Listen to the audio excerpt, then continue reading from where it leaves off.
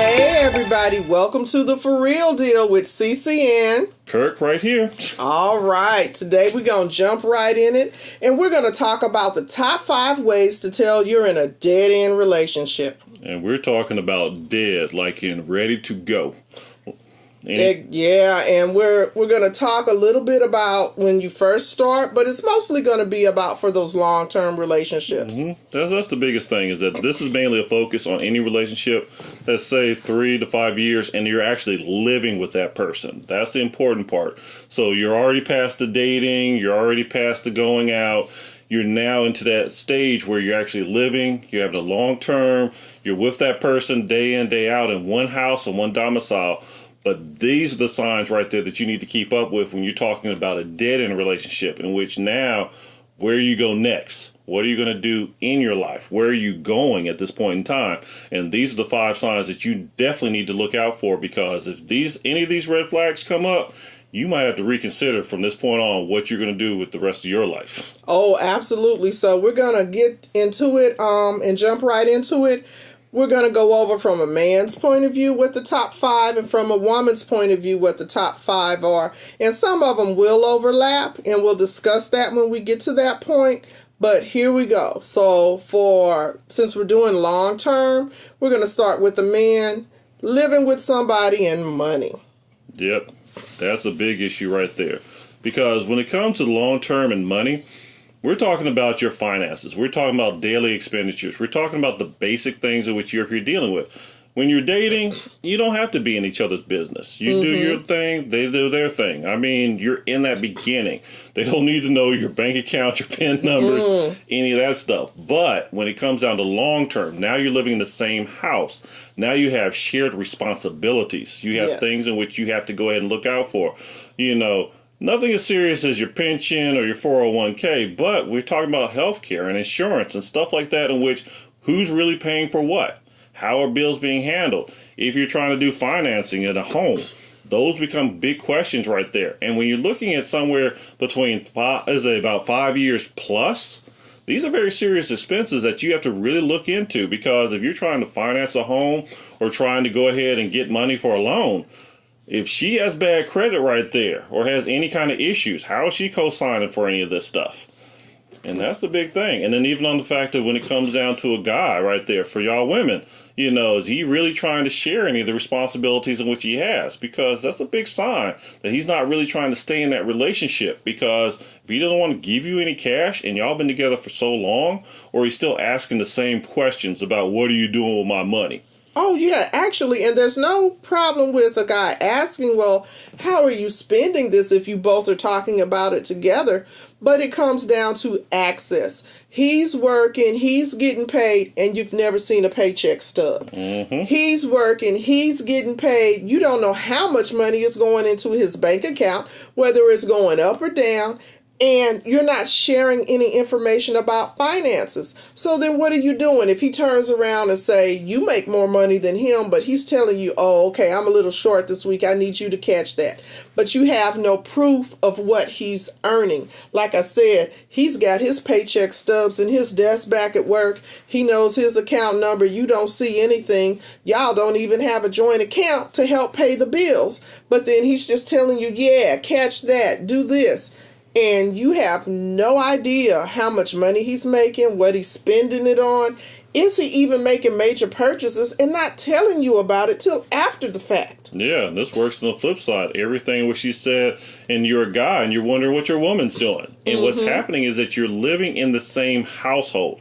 You're sharing the same responsibilities. When those lights start to go out, when they start to come pick up your car at 3 o'clock in the morning, when they go ahead and start talking about rent, this is something in which you have to really start looking into, because this is a joint responsibility. Y'all are in the same house. Y'all have been together for years. These are simple things in which you should have knocked out a long time ago right there. Yeah. And it would have made life a lot easier. Plus with the fact that when you look into the future of your relationship, all of a sudden, he gets better money. or she gets better money. All of a sudden they start getting ideas about, hey, maybe I don't need to be in this relationship anymore. I mean, I picked you up when I was broke and you were good for that purpose, but now I got some money in my pocket. And you have always been uninvolved in that part. You haven't been a part of it. You haven't been in any conversations. And the next thing you know, you come home. All of a sudden, everything's gone. Oh, yeah, because now he wants to upgrade or she wants to upgrade herself. But see, the thing is, the biggest factor that couples fight over is about money. And you always have to be talking about it so that both of you can be on the same page. And if you're not on the same page, then what are you doing? What are your plans for the future, and what are you doing with your money? You taking a separate vacation from me. You just got your income tax refund and you're going to go buy a car. But hold up. You didn't talk to me about it first. And here you come rolling up in a new vehicle. Exactly. And as I said before, in a new relationship, you don't have to have all that information. You don't have to have all that knowledge. But that's because it's still new. It's still fresh. And there's still a lot of things in which, you don't know. You really don't want them to know certain aspects of your finances. But in a long-term relationship, you're waking up every morning next to this person right there. You're sharing a lot of responsibility with this person right here. These are things that you need to go ahead, get clear, get understood. And if you start seeing signs in which all of a sudden accounts start popping up, but you don't know anything about it. Cards showing up and you don't know anything about the bills that are owed on to it. Or excuses about cash, always. Then you might really need to start thinking about the relationship in a whole. Oh, absolutely. And one last thing on money. Say if he's the major breadwinner, but about once every 3 months, she's telling you, okay, the mortgage is behind. The lights are getting turned off. Like you said, I need that money. But hold up, you just gave her X amount, more than enough to cover that. But now it's past due again. What is she doing with that money? If she's not trustworthy enough to pay the bills on time, then you need to take that and go pay the bills on time. Take the reins early because, see, number one, if you trusting her with the money and she ain't spending it on what she's supposed to, then you need to take the reins and go handle that. That's it, exactly. And that's the biggest thing about why you want that decision to be handled first and foremost, and that's why we go ahead and have that as our number one. What's our number two? Our number two is marriage, the marriage talk. And this hit both of our lists. We both is in our top 5. If you're in a relationship and you've been living with somebody for, say, 5 to 7 years, and you go, well, babe, I'm ready to get married. When we gonna do this? And his response is, I ain't getting married. I ain't never getting married. Run. And he's done told you this a million times. You have 2 different ideas on marriage, or he gets upset and turns it into an argument. And that's the biggest part, too, is that marriage, it isn't just about going ahead and saying, oh, jumping the broom, oh, I'm just being hitched. It's a commitment. It's a commitment in which you're sharing your life. On the flip side, and being grown about it, it's also about legal responsibilities, about where your relationship is now heading. If there's anything that happens to you or your spouse right there, now you know how things are going to be divided, how things are going to be handled, what type of responsibilities in which y'all are going to have legally, especially if you have children or you have properties or you have anything. That's why marriage is so important. I know that we live in an age in which people think that marriage is dead or they don't really care about it, but that's only because they go through the frustration of long-term relationships in which they're playing boyfriend and girlfriend for years and not understanding that as soon as you go ahead, trip and fall, break your back, who has legal responsibility for you? Exactly, and that legal responsibility and that financial responsibility to the other person takes on new meaning in a marriage. There are even some laws on the books in certain states about common law marriage. A lot of people don't know about. If you live with a person for a certain number of years, you are therefore common law married. And so when you go to break up or the person is old and sick, then you have a responsibility to that person. And that's it too. I mean, that's the biggest thing is that, people think too much on the fact of marriage and just the whole gala event of it or the commitment or the ball and chain. But it's a lot more than that. It's about the responsibility to the other person. Exactly. It is a lot of that. And then you mentioned before kids. It's a huge thing that's very important when you're in a long-term relationship if one person wants kids and the other person doesn't.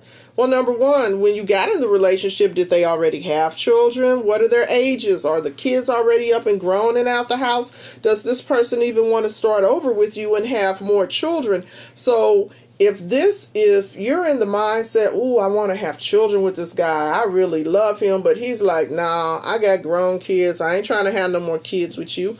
You truly need to consider what he just said. And that falls right into when you're dealing with marriage and the commitment to that. Yeah. Because where are you going from that direction? Because when you do introduce children to this equation, and you're looking at the marriage situation, and you're looking at the fact that y'all are not married, Yeah. and this whole complication about responsibilities and things like that, you need something to solidify this in order to make sure that both sides are held accountable so that if anything happens right there, that it can be handled in a proper manner, especially on the long term. Again, I can never stress this enough that when you're dealing with a long-term relationship, this is something for the rest of your life that you got to really start dealing with. And if you got kids and you're not married and you have complications with this, where is your footing? It's easy now because we have so many issues in which people don't get married and they have kids and they think that it's the new norm. But to a point, it's not, because then you have problems in which support, child support, property, all kinds of financial issues right there, and that they compound things to such a level that it makes things even more complicated by just going ahead, getting the marriage through. And I understand some people, they just don't have it in them to be married. But then again, if one side believes in it, the other side doesn't, then you're stuck in a real dead-end situation, and you might definitely have to reevaluate what you're going through. And then on that, we go to the third thing, in which falls back onto the discussion we had with kids earlier right there. And that's respect. And with respect in children, like you said, when you're dealing with that legal issue, if something happens to one parent and you're not married, then the family of the mother, say, can come in and take the children, and the father has no legal standing and no footing, and you're like, "Whoa, what just happened?" And then you're talking about if you're in a long-term relationship and you're going to show respect to one another, that's one of the things you will do. You will take care of that legally. And plus, another side of respect is if you're in that person's face and you're talking about them negatively from jump, or they say something, "Oh, you ain't good at this, you can't cook," or he's flirting in your face and he acts like you're not even there. The kids are there watching all of this. And they're learning this as normal. They're thinking this is normal. This is how a relationship is supposed to be. So, you have to remember that you model respect to each other, and you're also modeling it as an example to your children. And the biggest thing, too, about respect is that these are basically dealing with complacency issues, in which when you get into a long-term relationship and you start to become normal about it, where you start to take advantage of it. Now, all of a sudden, you got the underwear in the living room. Now you got, the doors that's not closed. Now you got the toilet seat that's open. There's several different ways in which, when you're dealing with these things, that if you can't control or cater or at least try to come to a common ground, then there's a major problem. And that's the biggest thing when it comes down to respect, is the fact that certain things, as long as you can deal with it, somebody's going to have a habit. They go ahead and they click their teeth, or they go ahead and have a nervous tick. I mean, that's understandable. But when it comes down to basic respect, calling names, talking to people on the cell phone right there in their face, going ahead and not giving them any information about where you go, what you're doing. And again, this is about long term, about the fact that you're with this person. This isn't something brand new. This is something in which now, as the years progress on further and further, you start to have more problems with that, because the biggest thing with the respect issue is the fact that now it starts to build up. And as time goes on, the next thing you know, like a ticking time bomb, you're ready to explode at any time. Oh, yeah. And you didn't address it in the beginning. Say that he texts in your face all the time. He doesn't give you the attention you need or want. that's a form of disrespect. You know, this is supposed to be our date night and we're spending time with each other, but you're constantly on your phone. You're constantly checking the game. You're constantly playing games. Even if you're not talking to somebody else, you have to devote that time specifically for that person. That means you're making eye contact. You're talking to them directly. You're spending time with them. And that's very important. Yeah, because you really want to go ahead and make it where you're actually comfortable with each other. Yeah. And that's the whole thing about respect, is going ahead, understanding what the other person feels, what they're about, and being comfortable. And if they're not showing you respect, if they're not going ahead and giving you, your clear birth right there, if they're constantly having all kinds of friction, yeah, you have a major sign that you have a bad relationship right there, and you might need to really reconsider it, especially after several years in it. Yeah, you might have to rethink it quick. Yeah, and the thing is, you have to be willing to take advantage of that and make sure that you take action, because if you don't, then the disrespect only continues in the relationship, where, say, like up front, y'all were texting each other all lovey-dovey, but then he didn't text you back for like 2 or 3 days or a week. And you thought it was cute when he finally answered you back and said, I was thinking about you. No, that was his hook to pull you back in. He really wasn't thinking about you. He was just trying to see how well he could play you along. So, when you ignore these things in the beginning, and then as the years go by, they just get worse and worse, like you said. And then there's another topic we got to talk about, too, that a lot of people don't discuss. Sex. Yep, that's number 4 on our list right there. And that's the most important thing that people overlook. Because, one of those topics no one wants to bring up, but has a major weight on a relationship because of the fact that leads to cheating and infidelity and all kinds of other issues, in which makes and creates huge friction. Yeah. And a lot of people, again, it's the tit for tat, so they go ahead and cheat, and it's all right for me to cheat.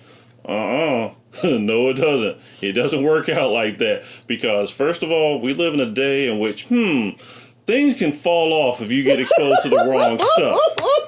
And there's some medications out there that will not cure it. So you're having to take medicine for the rest of your life because someone went out and slept with somebody else and then came home back to you and all this unprotected sex, which isn't good. You should always be safe about sex. You should always move to protect yourself.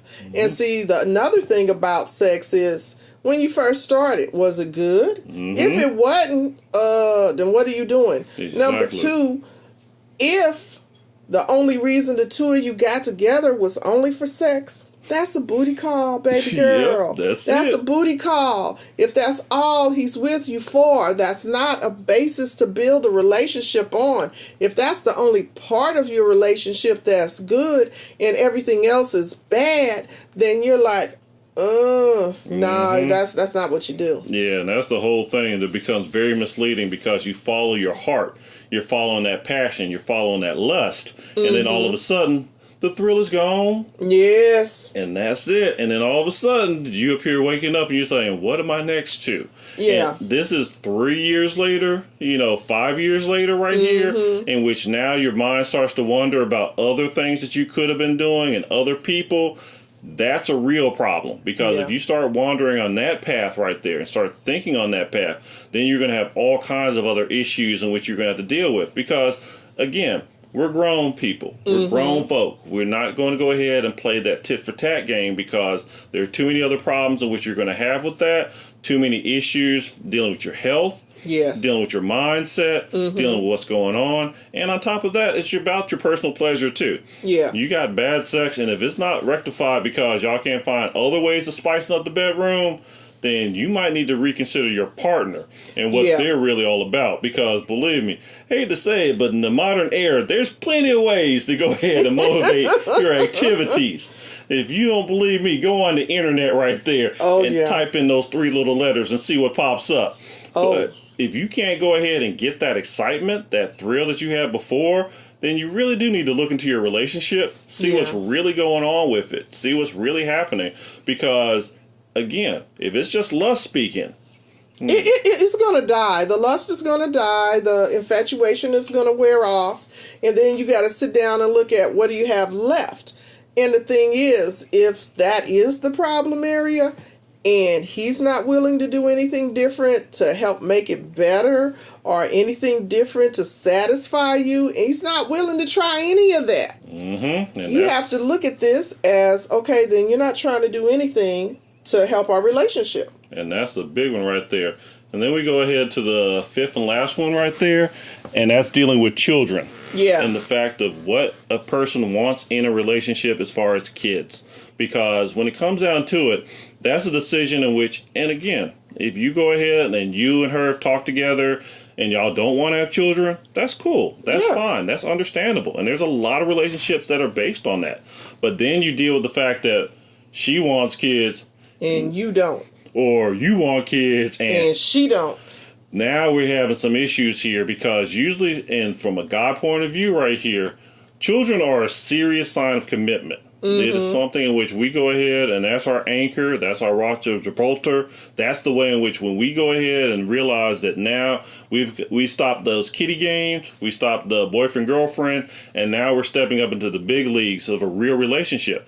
And for a guy that wants to go ahead and turn that down, you know, maybe he's not really committed to you, or maybe he's not into you. And again, as I say, if you made it clear, both of y'all, on the same note that you don't want to have children, that's one thing. Yeah. But if you want to have kids and he's saying no, believe me, you're going to have a hard time going ahead and convincing him. Yeah, and then the flip side of that is you're in the relationship and then you come up pregnant and he gets mad. Well, how did this happen? First of all, you weren't doing anything to stop her from getting pregnant, like using condoms. Yep. You didn't have a vasectomy, which some men do, but you're still playing and getting it in, so you're going to do what you, and she gets pregnant. Well, you didn't do anything to prevent it. And now you're mad because she's pregnant, but you weren't mad all them times. You were out there having sex with her. So, ladies and gentlemen, please, we have to listen to each other. Yep. And when one of the people involved says, I don't want children, but the other person really does, it's time for you to decide, okay, if you don't want children with me, then I may need to make some changes here. Yep, because that's the whole thing about it is this. That's a true sign of where your relationship is in a dead end because of the fact that now, what are you going to do? Yeah. Because you now have a child, or he doesn't even want you to get pregnant. Exactly. And now you're dealing with a wall in which you're constantly trying to scheme and scam and figure out and look around. No, it's the birds, it's the bees. Yeah. It's as simple as that. Y'all have sex, y'all have kids.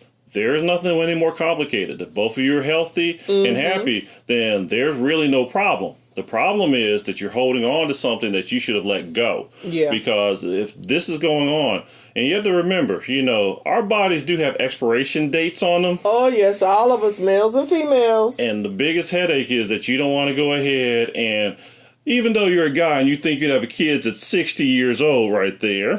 But man, I do have to talk to you on this. Just because you can be 60 and get a female pregnant, you have to think of the health of your body and what you're introducing to that woman to help create that child. How healthy is your donation in the process? When you want a healthy child, you want both of you to be healthy and on the same page. And that's the thing about it too is this. And also, who wants to be in their 80s when they're seeing their kids off to college right there? I mean, that's the truth of the matter. I mean, you know, maybe you're as a virile man. Maybe you can go ahead and do something. But on the flip side behind that, though, it still goes on to the fact that as you get older right there are different changes and different responsibilities on it. And you don't want to prolong this. And that's the biggest headache, especially with having children and adding it to the equation. Because now you're going to have a new problem on your hands, because if you don't want to get married and you don't want to commit to a serious relationship, now you have a child stuck in the middle of this mess right here. Exactly, and that's one of the worst things you can do, because you want your children to feel loved at all times by both parents, and you don't want to have a child with somebody who doesn't want that child, because I guarantee you children know. They can tell when somebody doesn't love them. And when you're pushing them to the side, you ain't got time, you always busy, that child is going to feel unwanted and unloved. And as a parent and being responsible, you need to make sure you're bringing a child into a loving and happy and stable relationship. Yeah, and that's the most important thing, especially when you're dealing with a long-term relationship in which you want to have at least a good foundation to work from right there.